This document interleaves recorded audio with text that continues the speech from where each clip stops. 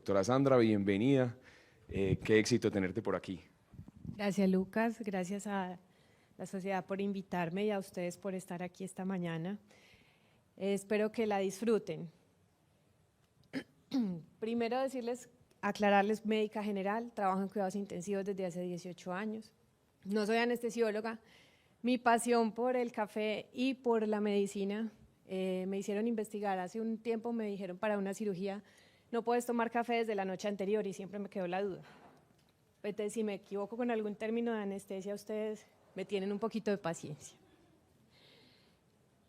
¿Quiénes de ustedes ya tomaron café esta mañana? Bueno, o sea que nos gusta el café y la anestesia. Vamos a hablar de estos dos amores junticos. ¿Qué implicaciones tienen la anestesia, el café más allá de la anestesia? ¿Cuánta cafeína estamos tomando al día? Depende. Resulta que depende de cómo preparemos ese café.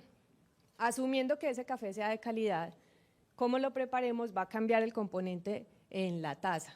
Entonces, a mayor temperatura del agua, a mayor tiempo de exposición del café con el agua, a mayor presión de la preparación, más cafeína y demás compuestos vamos a obtener.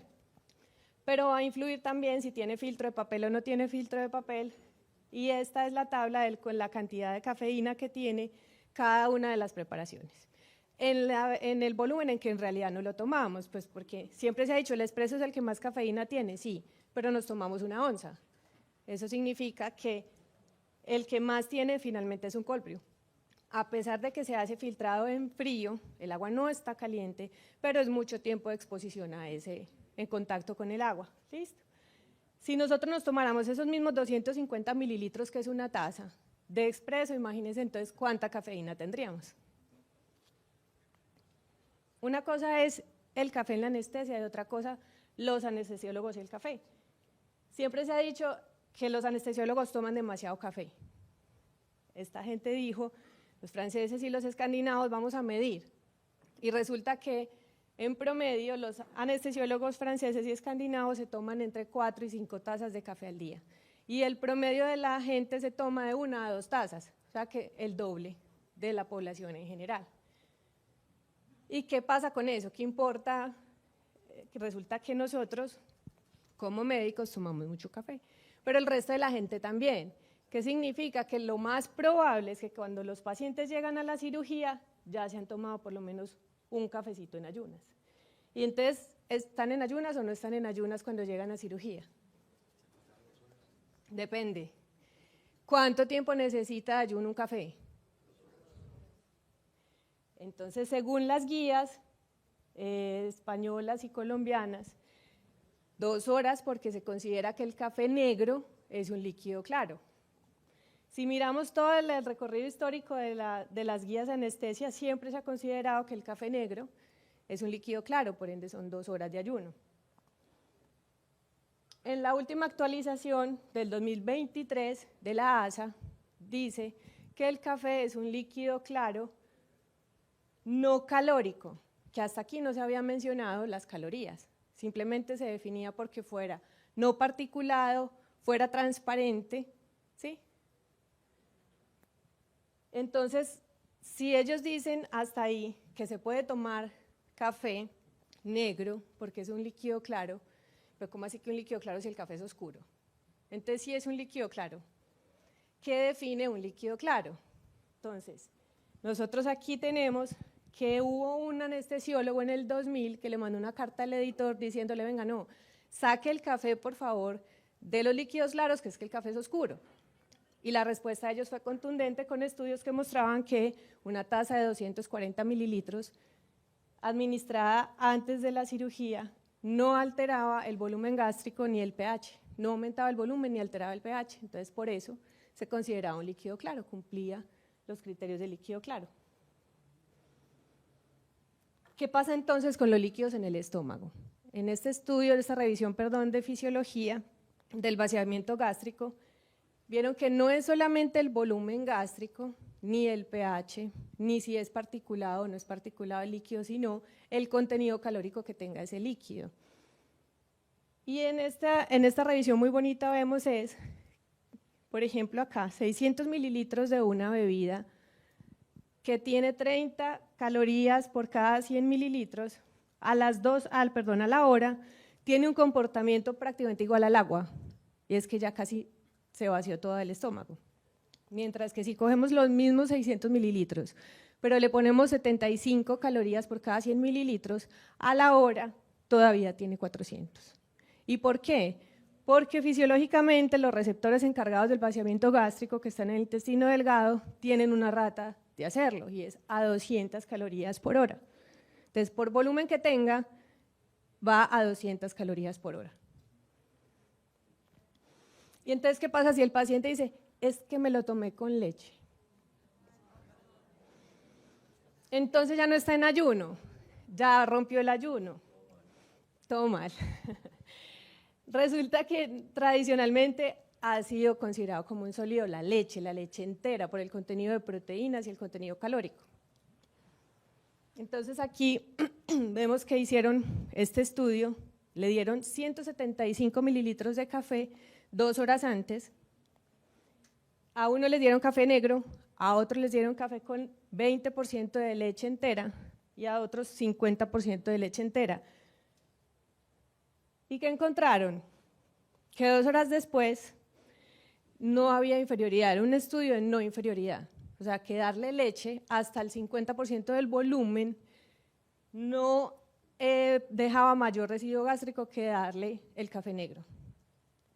Según eso, entonces uno podría decir, bueno, entonces se le puede dar con un poquito de leche, ¿cierto? Hasta el 50% de esos 175 pueden ser leche. Aquí, por ejemplo, sabemos que las maternas tienen un vaciamiento gástrico más lento, ¿cierto? Cogieron 54 maternas en trabajo de parto, las dividieron en 3 grupos. Les midieron con ecografía el volumen gástrico cada 30 minutos. A todas les dieron el mismo volumen de líquido, les dieron 450 mililitros, 200 calorías en ese volumen, pero en 3 grupos distintos. A unos se lo dieron en agua con maltodextrina, a otros café con leche y otros jugo de naranja.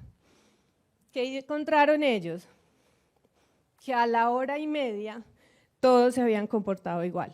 A la hora y media ya no había… ¿Dónde está? No me pasa. Pero bueno, ¿qué encontraron? Que a la hora y media ya todos tenían menos de 1.5 calorías por kilo, que es lo que determina la seguridad de volumen gástrico para evitar la broncoaspiración, según la doctora Perlas. Ahí se pasaron todas juntas, como hasta el final prácticamente. Ok. Ahí llegamos.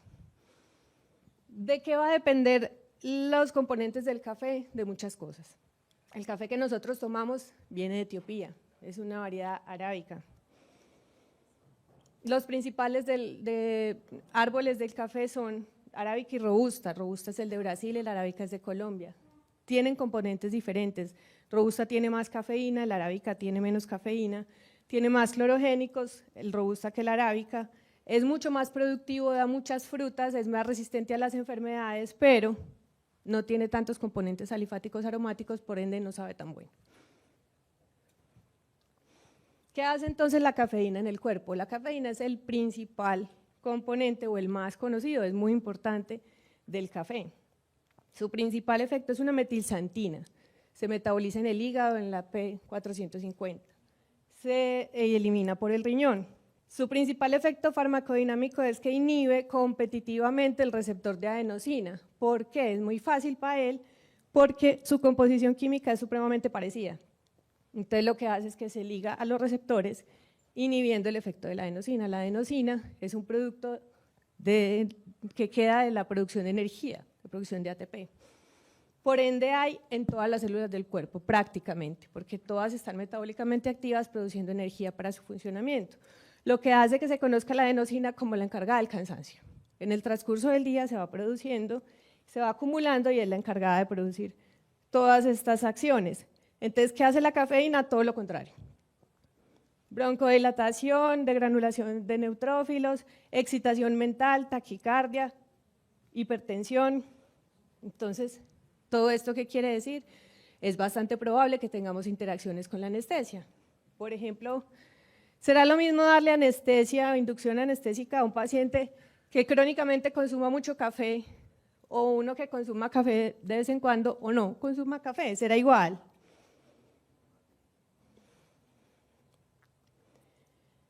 Este estudio muy particular cogió pacientes consumidores crónicos de café a alta dosis y a baja dosis. El límite que pusieron fueron 106 miligramos de cafeína al día. Los llevaron a cirugía con 6 horas de ayuno de esa cafeína y les midieron la concentración en el sitio de efecto de propofol en el momento de perder la conciencia. ¿Y qué se encontraron? Que se tuvo una disminución en la concentración de propofol en el sitio de efecto al momento de perder la conciencia en los consumidores crónicos de alta dosis de café.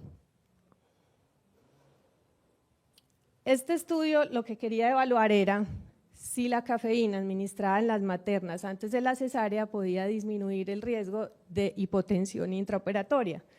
¿Qué hizo? Cogió 140 maternas en trabajo de parto que iban para cesárea y 2 horas antes les dio una bebida de 150 mililitros a la mitad de agua y a la otra mitad les dio café sin azúcar, 120 miligramos de cafeína, sin azúcar y sin leche.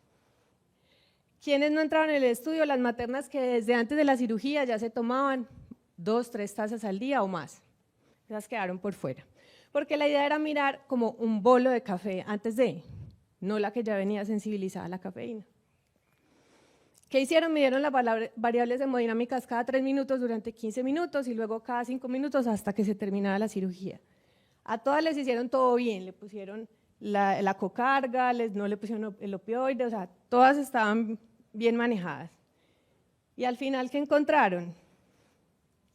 No pasa. Pero que disminuyó la hipotensión, disminuyó el requerimiento del uso de norepinefrina, el requerimiento de uso de antieméticos y la cefalea pospunción en las primeras 24 horas, significativamente. En que sí tenemos muchísima evidencia en la evolución postoperatoria de los pacientes de cirugía abdominal. Hay muchísimos estudios, hay muchísima evidencia. Esta es una revisión, unos RCT, donde cogieron varios estudios que incluían pacientes, cirugía gineonco, cirugías cesáreas y cirugías de cáncer de colon. ¿Qué encontraron ellos? Disminución de primeros flatos, de la primera deposición, mejor tolerancia al inicio de la dieta, disminución de estancia hospitalaria y hasta 55% de disminución de náuseas. Otra vez se atrancó. Bueno, hay otro RCT ahí que nos dice prácticamente lo mismo. Dicen que la cafeína acorta el tiempo de despertar. Me secó la boca, me disculpan. Este estudio aleatorizado doble ciego cogió 8 pacientes sanos que iban a ser sometidos a anestesia. Y 10 minutos antes les dio anestesia durante 1 hora con halogenados. 1 hora antes de cerrar los halogenados le dio a unos cafeína y a otros placebo, salino. Encontraron hasta 42% de acortamiento en el tiempo de despertar, con lo cual se podría concluir que sí acorta el tiempo de despertar con halogenados. Entonces, contigo va a pasar a lo mismo. Entonces, cogieron estos pacientes, 75 pacientes, y antes pues con la anestesia propofol, fentanil y deltiva, y cuando el BIS estaba en 60 les dieron aminofilina, cafeína o placebo, y ¿qué se encontraron? Hasta 57% de disminución del tiempo de despertar. Según todo esto, entonces, ¿será que deberíamos hacer un ajuste en el plan anestésico? Probablemente no, probablemente sí, pero ¿qué sí deberíamos tener en cuenta? Preguntar siempre en la preanestésica si el paciente es consumidor crónico de alta dosis de café. ¿Para qué?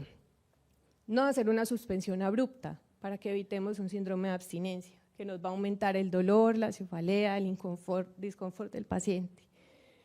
En caso tal de que sí, pensar en un reinicio temprano, ajustar de pronto el plan analgésico o anestésico o por lo menos tenerlo presente, que puede ser que sea diferente la dosis para inducción para él y que sea diferente la dosis de mantenimiento, que tenga un despertar diferente.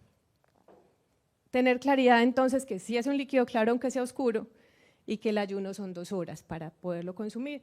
No tenemos que quitarle el cafecito como a mí desde la noche anterior. ¿Podría ser de utilidad entonces en qué? En cesárea. Nos puede ayudar a disminuir la hipotensión intraoperatoria, nos puede ayudar a mejorar la cefalea pospunción y definitivamente nos va a ayudar en el íleo posoperatorio en cirugía abdominal. Ese es el que más evidencia tiene. Ahora la magia del café es que no es solamente cafeína, esa es la más conocida, pero tenemos todo este montón de componentes que nos van a ejercer un montón de funciones en el cuerpo. ¿De qué va a depender? De la variedad de la planta. La genética siempre va a ser lo primero, cada planta, como les mostré, tiene contenidos diferentes, genéticamente programada para eso, pero la forma como lo cultivemos va a cambiar eso. Por ejemplo, a mayor altura sobre el nivel del mar y cultivados en sombra, van a tener esos granitos más cafeína, más ácidos clorogénicos y menos diterpenos, por poner un ejemplo. Cuando ya cosechamos esos granitos de café, esa frutica va a tener un proceso, ese proceso también va a modificar los componentes del café de alguna manera. Recogemos la semilla, escogemos qué proceso vamos a hacer, si le quitamos la pulpa o no, la cáscara o no, lo ponemos a fermentar, después se lava, se pone a secar, queda listo para tostar. Y ahí comienza la magia de un buen café.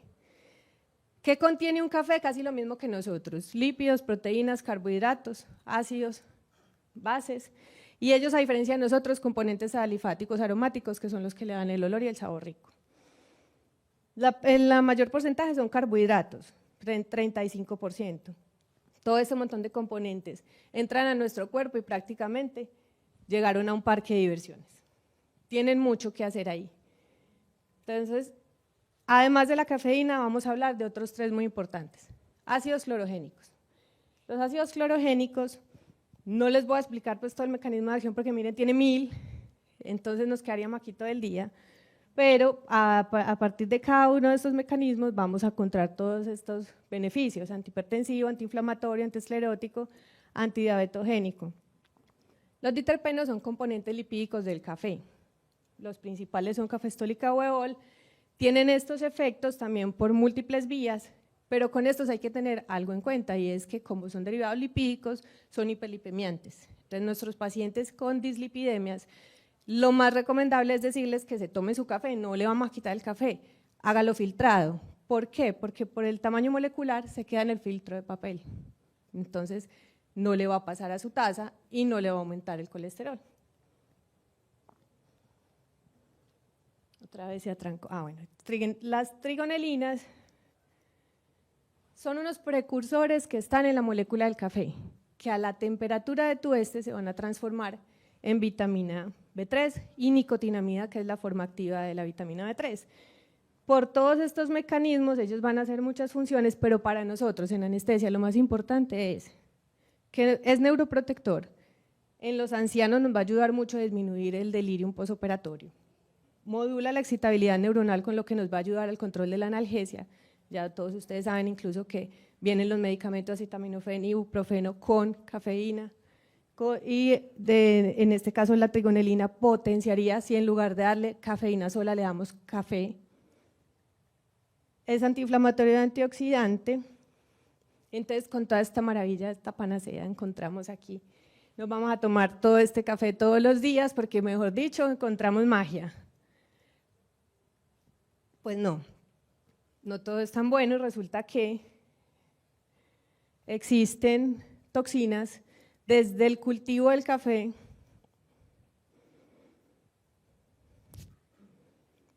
aquí, que nos podemos encontrar. Entonces, desde la tierra, metales pesados, con lo que fumigan las matas para que no se enfermen, podemos tener también ahí toxinas.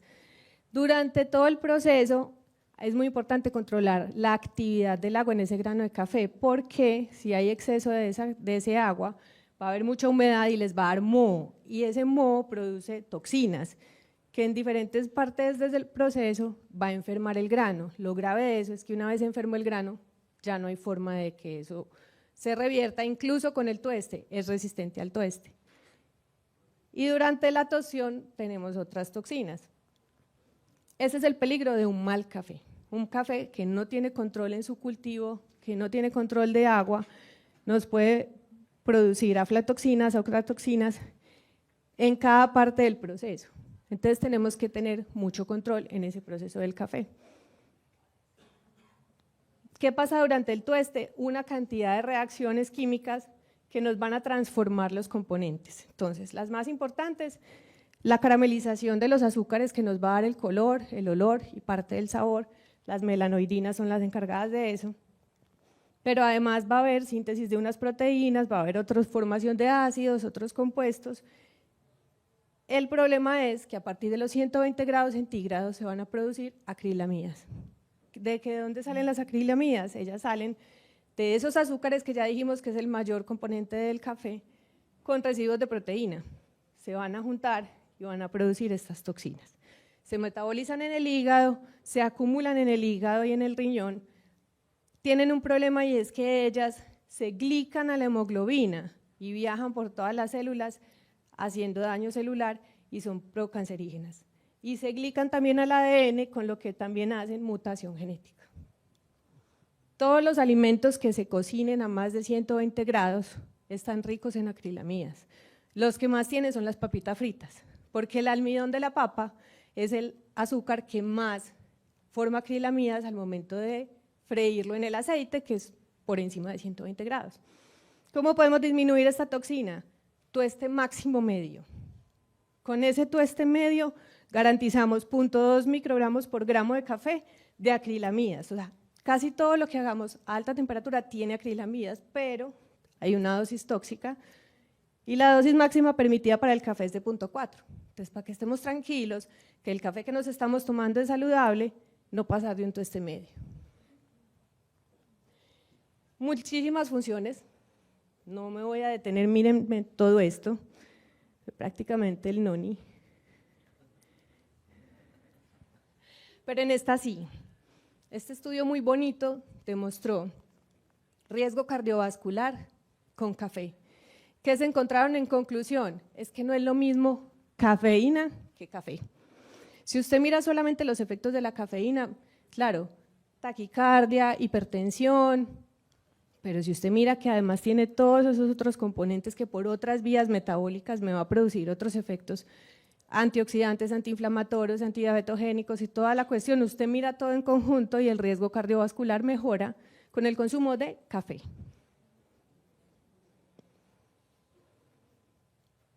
¿Cómo entonces le sacamos el jugo a una buena taza de café? Básico para lo que estamos hablando en salud. En sabor, pues hay 1000 formas, cada una te expresa el café de una forma diferente, pero en salud, con filtro y sin filtro. Entonces, todas estas son sin filtro. Si yo preparo el café sin filtro, voy a tener todos los componentes del café.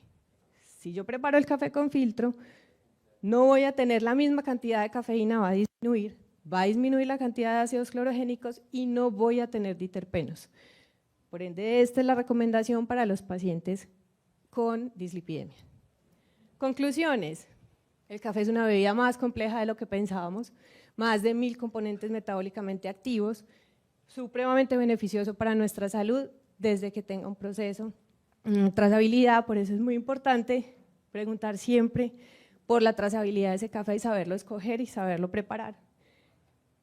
Quedamos entonces en que es un líquido claro, 2 horas de ayuno, importantísimo, no es que entonces ya vamos a ir a cambiar el plan anestésico, no. Pero preguntémosle en la consulta preanestésica si toma café y cuánto, porque puede ser que nos sirva para algo. Tener en cuenta que preoperatorio para cesárea también nos puede servir. Considerar el inicio en el posoperatorio inmediato, sobre todo si el paciente era consumidor previamente o si es una cirugía abdominal. Preferir siempre un tueste medio para evitar toxinas generadas en el tueste, que no es lo mismo café que cafeína. Todos los otros componentes son los que más beneficio nos van a dar, incluso más que la cafeína, todos estos efectos. Y café filtrado para los pacientes con dislipidemia. Muchísimas gracias.